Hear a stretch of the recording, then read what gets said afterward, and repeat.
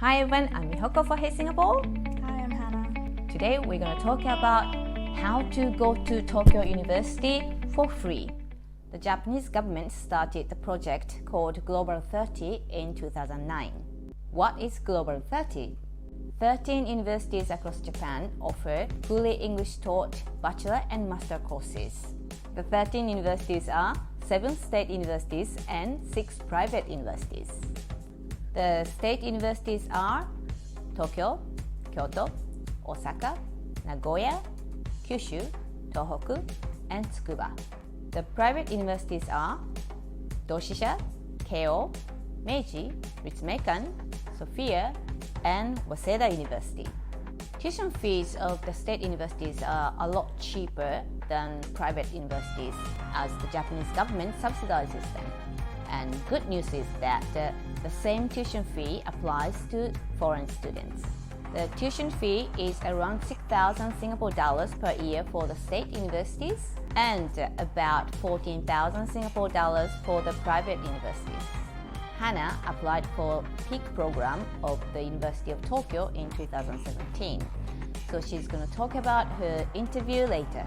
So Hana only applied for the University of Tokyo among these Global 30 universities. Today I'm going to mainly talk about this PEAK program of the University of Tokyo. So what is PEAK program of the University of Tokyo? PEAK stands for Programs in English at Komaba. And Komaba is the name of the campus of the University of Tokyo. There are 2 programs in PEAK, which are Japan in East Asia and Environmental Sciences.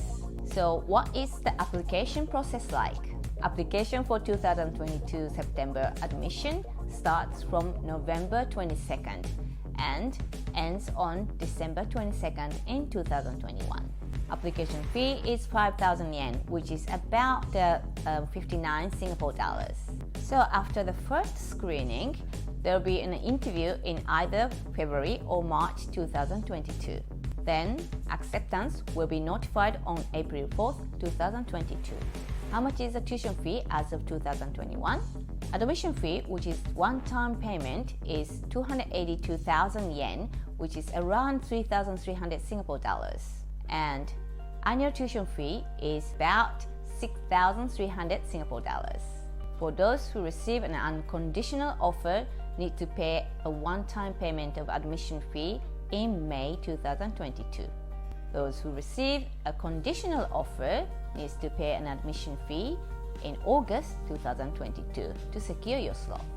And the academic year commences on September 1st, 2022.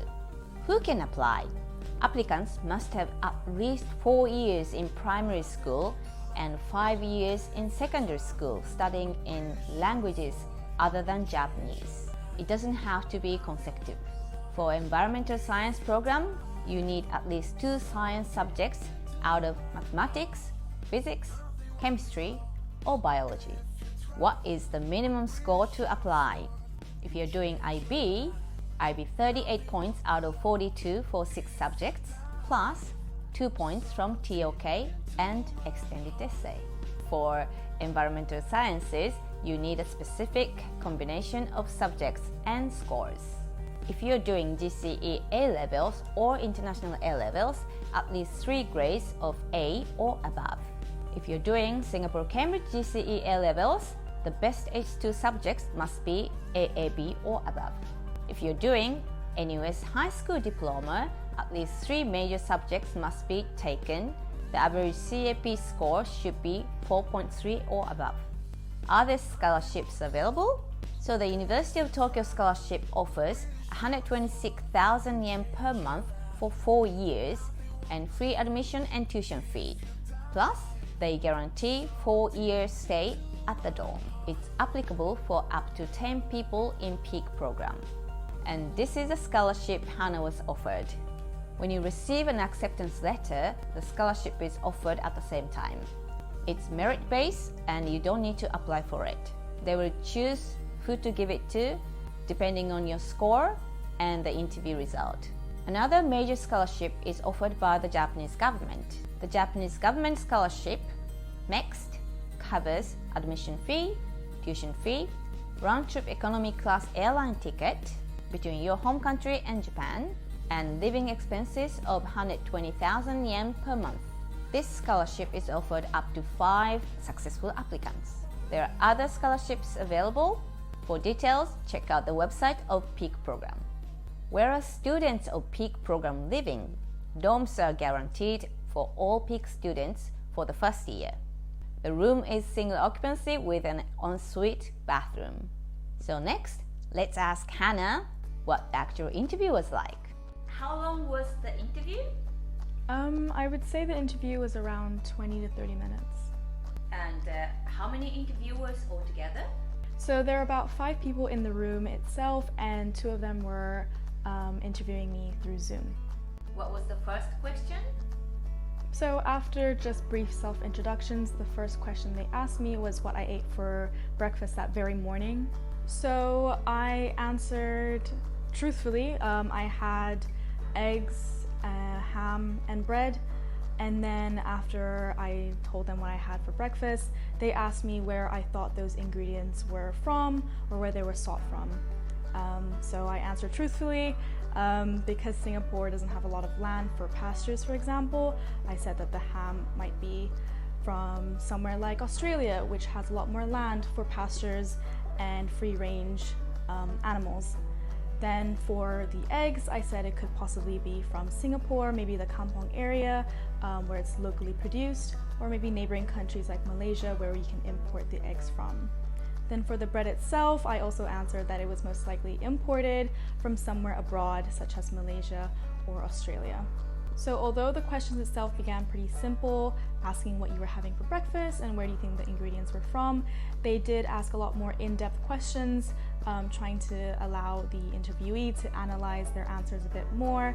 So I would go into depth into why maybe Singapore imports a lot of their F&B produces like eggs, meats, and things like bread. They ask questions to try and get you to think about the deeper reasons behind your answers. So what was the second question? So for the second question, they actually gave us something to analyze in depth. So they gave me a world map with the hazard zones, more specifically a lot of coastal hazard zones being highlighted, and asked me to describe what I see and explain why certain areas are more prone to natural disasters. So because they gave me a world map where a lot of coastal hazards were being highlighted, they asked me to pick a specific area to describe more in depth. So I chose to focus on the Gulf of Mexico, where a lot of the hazard zones were more prominent than other areas and other coastal zones. And the reason for that would be a lot of natural disasters occur in the Gulf of Mexico due to the warmer temperatures of the water. So for example, we have a lot more hurricanes that we see in those areas, and therefore those coastal areas are a lot more prone to these natural disasters. What was the next question? So the next and actual final question that they asked was, how can language be creative? And at first I was caught a little bit off guard because it's a question that you don't typically anticipate in these kind of interviews. And luckily I recently came across a documentary that looked at a specific artist that took both languages of Hebrew and Arabic and merged it into one by taking the top half of Hebrew and combining it with the bottom half of Arabic to create new symbols and new letters and essentially a new language. So I thought that was really creative, and I mentioned that. What were the professors' reaction to it? So they were quite impressed because they actually haven't heard about that case before. But then they did ask, why do you think language should be creative, or why do you think it's important for language to be creative? And in response to that, I mentioned that in this specific case of merging Hebrew and Arabic, it does help to merge communities together in order to converse between each other without the barriers of language. Did they ask you why you applied for University of Tokyo? Nope, they actually didn't mention anything in specific to the university or the program itself or my Japanese language capabilities. So in summary, a lot of the questions they asked were meant to test your IQ and get you to think on your feet.